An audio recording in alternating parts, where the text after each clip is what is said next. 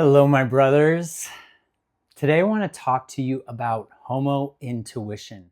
Without a connection to our intuition, we are at the whim of whatever we are thinking in the moment, whatever our fears are, or whatever someone else tries to dictate to us as the right or the wrong choices in our lives. The reason that I believe we homos are more inclined to live intuitively is because I believe that we are here to live outside of the normal constructs of society and culture, so that, as I've said many times, we can reflect back to society and culture ways that it can improve or heal or grow. So that means that we need to live by our personal authority, not from an authority outside of us. The challenge that I see with this is that many of us have forgotten our place, have forgotten our true nature, which is to be guides and way showers. And that when we do this, we fall into the authoritative dominant culture and we start living like everybody else. And when we do that, we start to lose our magic. We start to distrust our own knowings. We start to distrust taking steps that would make us feel more ostracized. But this is our role. It is our place to be a little bit outside.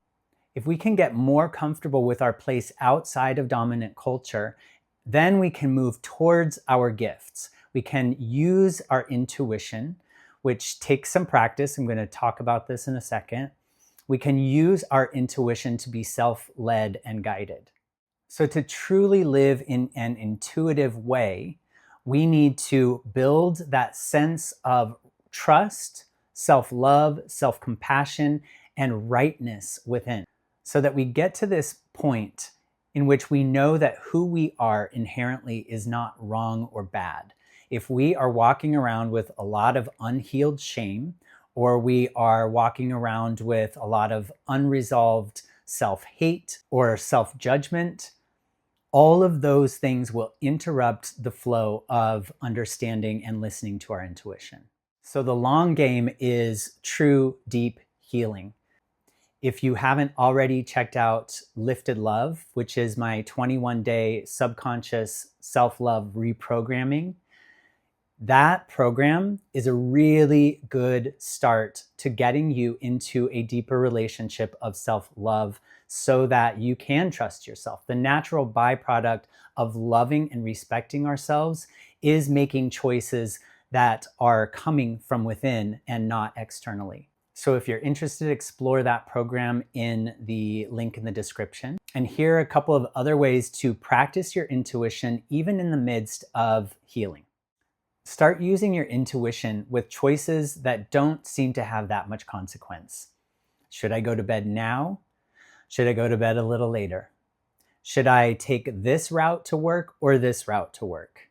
Do I want this ice cream or this ice cream? Simple choices like that start turning you more inward to remember that you are the authority of your life. There is not a right or a wrong way to make this choice. If you go to sleep a little earlier or a little later, it's probably not going to be that consequential.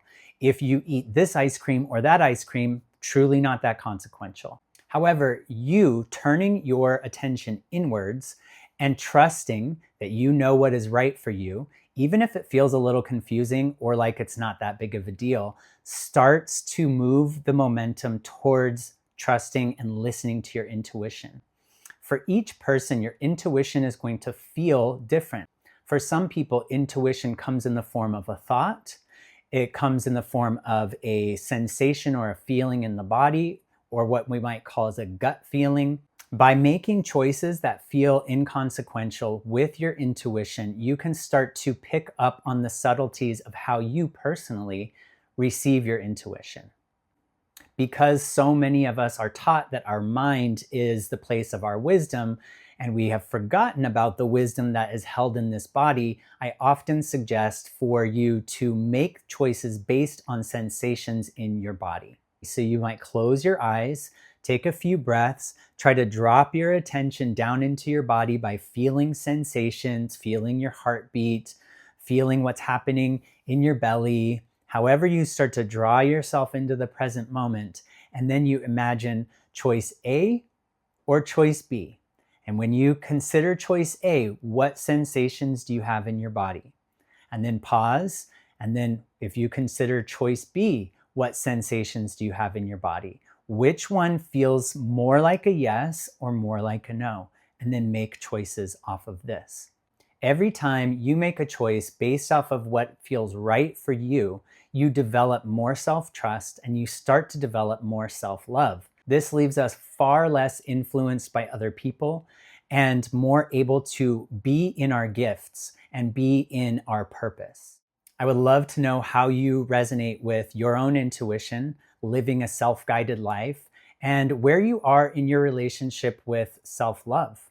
Again, if you need any tools or resources along your path, check out the links in the description below. And until tomorrow, so much love.